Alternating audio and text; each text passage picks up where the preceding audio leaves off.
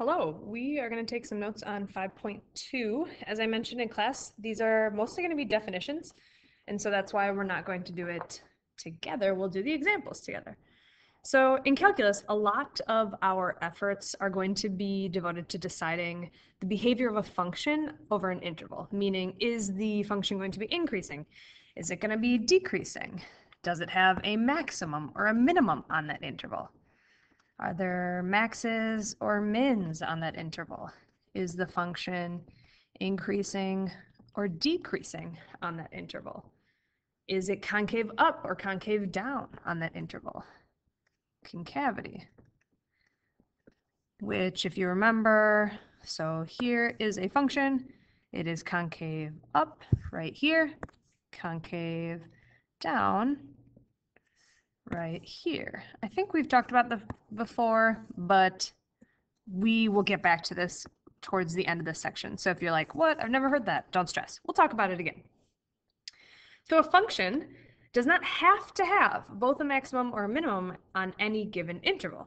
We've got three figures right here, and let's notice these are all the exact same function, but all of them have different kind of characteristics, which we've got. So in this first one, notice that it is a closed interval. It has points at -1 and 2, and this function has both a maximum and a minimum on this interval, a highest point and a lowest point.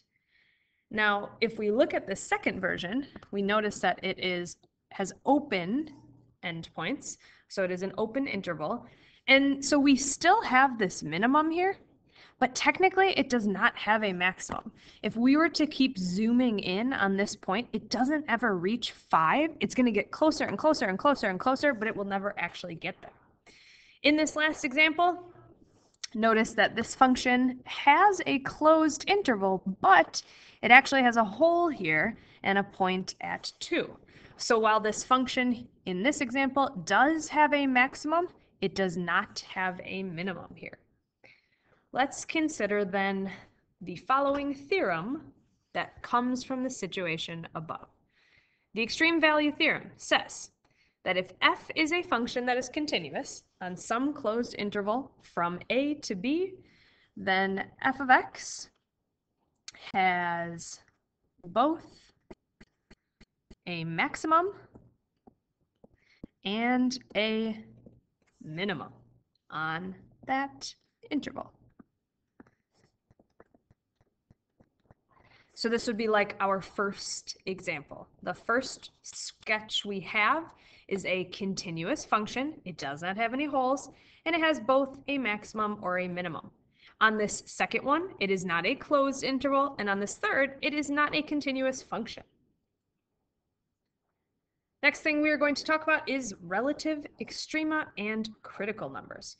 So we've got a graph to the right, x cubed minus 3x squared, and we notice that it has a relative maximum at the point 0, 0, and a relative minimum at the point 2, -4. Now, why are these relative minimums or maximums? What do those mean? Well, we know that this graph, because it is a polynomial, is going to keep extending in both directions. So while this point here is not necessarily the highest this function will ever be, right? Because it's going up forever on the right side here, but it is the highest point over this small interval. So sometimes we can think of a relative maximum as a peak and a relative minimum as a valley. Let's get a more calculus definition for these relative minimums and relative maximums. So let's say f is a function whose second derivative exists on an open interval. Real quick, that phrase, whose second derivative exists, means that the function is both differentiable and continuous on that interval. So if there is an open interval,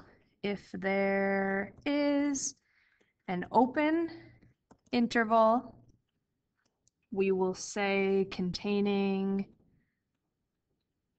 value c, on which f of c is a maximum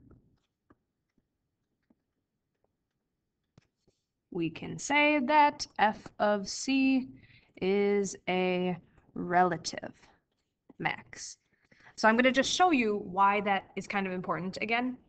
If there is some interval here, so we're not looking at the entire function, but from, let's say, this value a to this value b, this number right here, c, is the highest value in that interval, even though there are going to be higher y values on this function.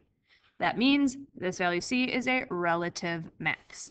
Now, we can say the exact same thing. If there's an open interval containing c on which f of c is a minimum, then f of c is a relative min. Right, exactly the same idea. Note that as each relative extrema at each of these, notice slope of the tangent line here, 0. Slope of the tangent line here, 0. And so if we look at this, we notice that the derivative is either 0 or, I'm going to put in here, an additional 1 does not exist, which we will look at in a moment. And then just a small other note that we've talked about before, I know in pre-calc, we can refer to multiple maximums and minimums as maxima or minima.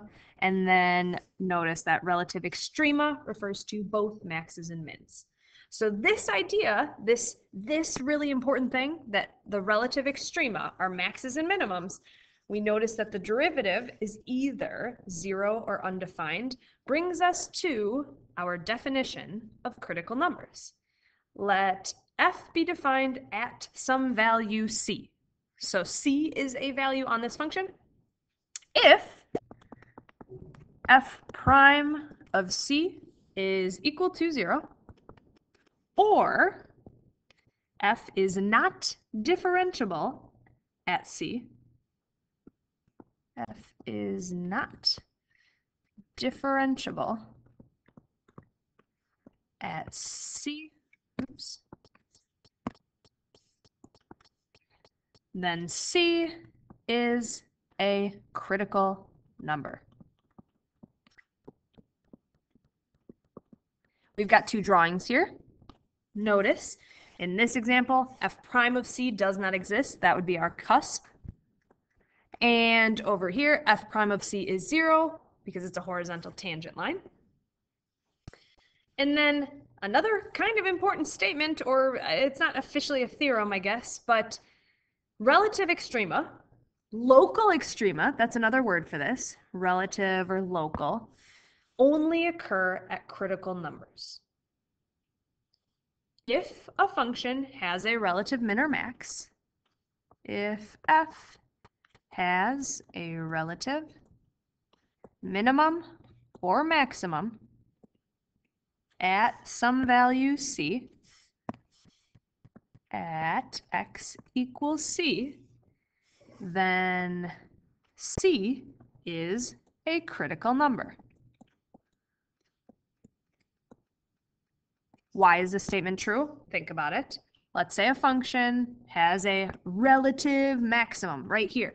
Well, then at that point, notice because it's a max, the slope is 0. F prime of c is equal to 0. And we said if the derivative is 0, it's a critical number. Now, kind of important thing though is not every critical number is necessarily a max or a min. So if I am a maximum or a minimum, then I am a critical number. But if I'm a critical number, I am not necessarily a maximum or a minimum. Because let me give you another example. Let's say I have our good old y equals x cubed, right? We know this function. Here, f prime of 0, well, it is 0, but that's not a minimum or a maximum. So while x equals 0 is a critical number of x cubed, a number whose derivative is 0, it is not a maximum or a minimum. Last thing we are going to do in these notes, and then we'll do the examples in class, is guidelines for finding absolute extrema on a closed interval. Absolute extrema would mean the biggest maximum or the biggest minimum, sometimes known as global. Step 1 is to find any critical values on the interval from A to B. Step 2 is to evaluate your function at those critical values. Step 3 is to evaluate your function at the endpoints of that interval, so at A and B. Then you would compare what these values are, and the least of these values would be your minimum, and the most of these values, the greatest, I guess, would be the smarter way of saying that. The greatest of these values would be your maximum, specifically the absolute min and absolute maximum on that interval. Notice that the absolute maximum, or the actual value of the maximum or the minimum, is the y value, right? If I have a graph, here's my function. Let's say this is the point 3, 7.